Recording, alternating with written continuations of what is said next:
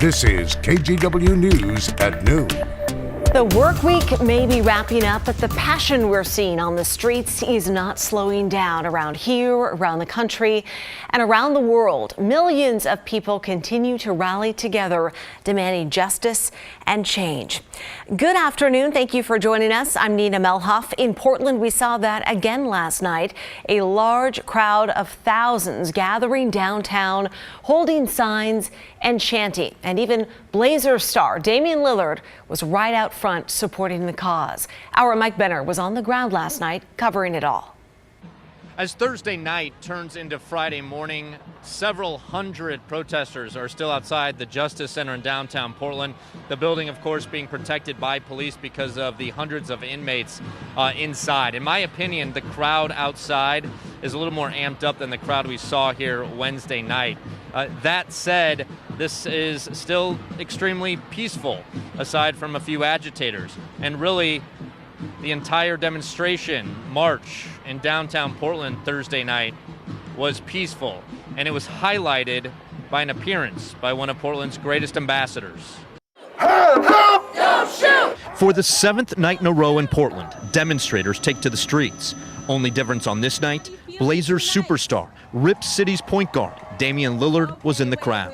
Lillard and thousands of others marched from Revolution Hall in inner southeast Portland to Waterfront Park, where a number of people spoke, including the mother of Aaron Campbell, who was shot and killed by Portland police about a decade ago.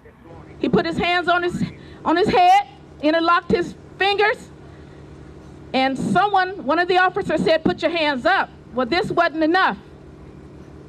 And they began to shoot him with rubber bullets. He began to run. And the officer, Freshire, took an AR-15 rifle that's used in war and shot him in his back and killed him. Marva Davis and the throng of people she addressed are appalled at what happened in Minneapolis. They hurt for George Floyd. They want police accountability, and they want change. But what exactly does that look like? We asked event organizers. It's going to take systemic changes for things like that. It's going to take defunding of the police. The police don't need that 16% increase in this budget right now. It's so much of that money could come to the communities and do so much more. Yeah, we're not attacking the heart of the problem. The bedrock of the problem is the fact that there are kids in certain parts of the city that aren't receiving the same attention that other people are receiving, and we need to be delegating funds and resources to those people as well. It just needs to be equally distributed, and we need to get away from putting so much money into the police force, because we all know that they brutalize black people, and the more tools that we give them to brutalize people with, the worse the situation is going to get. And another look at the scene outside the Justice Center in downtown Portland. It's worth mentioning, I did ask demonstrators how many more times they plan to march around the city, and they said they don't have any plans of stopping anytime soon. They say this cause is much greater than their fatigue. Reporting in downtown Portland, I'm Mike Benner for KGW News. And just like night after night, a very small group stayed behind and caused trouble deep into the morning hours after thousands of everyone else had gone home. Portland police say some people were street racing downtown. Officers arrested about 12 people and towed cars involved. Well, Mayor Ted Wheeler about to be holding a press conference right now with other city leaders to talk about last night's protest. It's going to get underway in just a minute as soon as his press person is done introducing people. We are streaming this live right now on KGW.com, our social pages, and our app. If you would like to watch the whole thing, we'll update you right here on TV with any important information that may come out of it. Well, there will be no longer police officers in Portland public schools. Last night, those protesters applauded this very big decision made yesterday by the school superintendent. He tweeted, "The district needs to, quote, re-examine our relationship with the Portland Police Bureau." He also proposed new investments in counselors, social workers, and culturally specific partnerships that will help students even more. Ted Wheeler agreed with that decision and says it's needed. First of all, our community's spoken, and they've said quite clearly it's time to redirect dollars that would otherwise go towards putting officers in schools to programs that help our Black children to grow and thrive. And I made a commitment to listen and to act. And this week it was abundantly clear that the first step we needed to take that could be done immediately was this. So we acted urgently and we acted swiftly. And of course, this is also being done in concert with the school districts in the Portland area. And in terms of who will... He's talking about the David Douglas and Park Rose school districts. They are going along with the same plan. The mayor also said Portland police will figure out how to ensure school safety and, of course, respond to any emergencies at schools when needed. Well, from tear gas to rubber bullets, we have seen officers using pretty extreme force in times to control crowds of protesters. And the latest example, it is very disturbing. It's from a demonstration last night in Buffalo, New York. It's gone viral now. We have blurred the video, but there's still a warning. It's pretty tough to watch.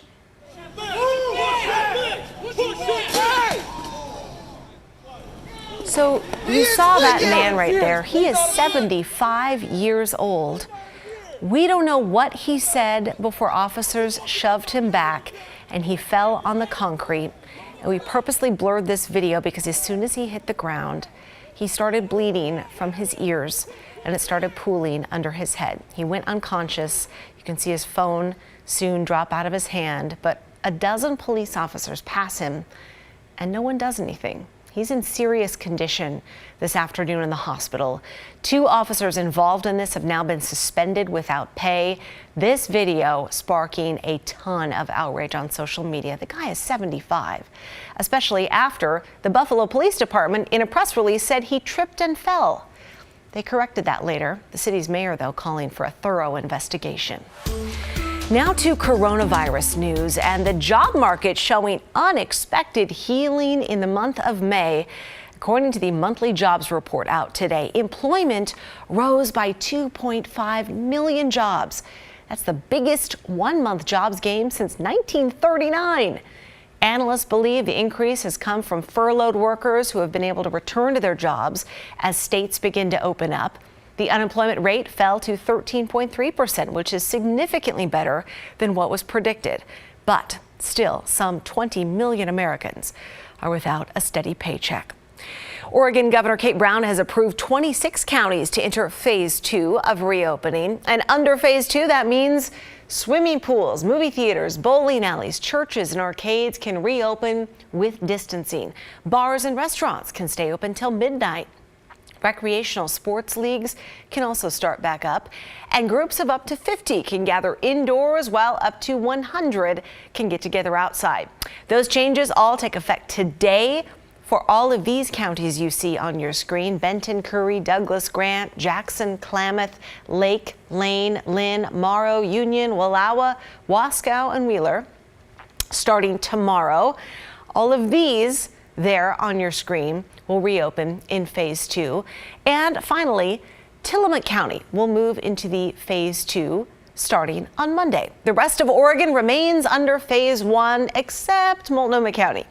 Leaders there are hoping to get approval to enter phase 1 next Friday.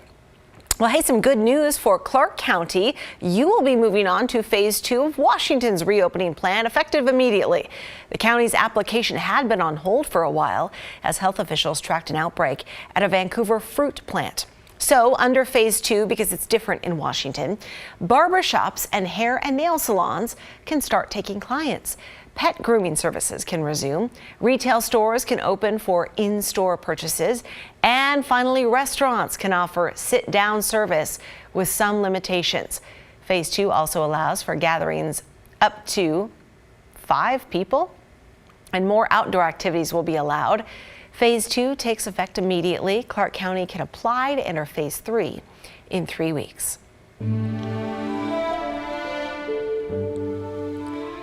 Yesterday marked the 10-year anniversary of Kyron Horman's disappearance. He was 7 years old, a second grader at the time, and was last seen at his school, Skyline Elementary, in Northwest Portland. The search for him captured the nation's attention. And last night, Kyron's mom brought loved ones together to remember her son on this difficult anniversary. Catherine Cook was there.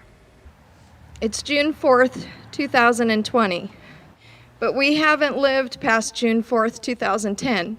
For the last 10 years, Desiree Young has wondered in anguish what happened to her little boy, Kyron Horman. He was 7 years old when he disappeared from Skyline School in Northwest Portland. That's 10 years without his laughter, his smiles, without his hugs. Kyron's disappearance launched the largest search and rescue operation in Oregon history and drew national attention. Even so, authorities have never named a suspect in the case. Kyron's mom has long believed Kyron's stepmom, Terry Horman, has information about what happened to her son. She brought Kyron to Skyline School for a science fair the day he disappeared. Horman has denied any involvement in Kyron's disappearance. I still remember the day that he went missing like it was yesterday. Beth Greer has run the Missing Kyron Horman Facebook page for 10 years. Like others, she wants Kyron's story to stay in the public eye. Coming here again was important to her. This is the last place he was seen. It just makes most sense to come here.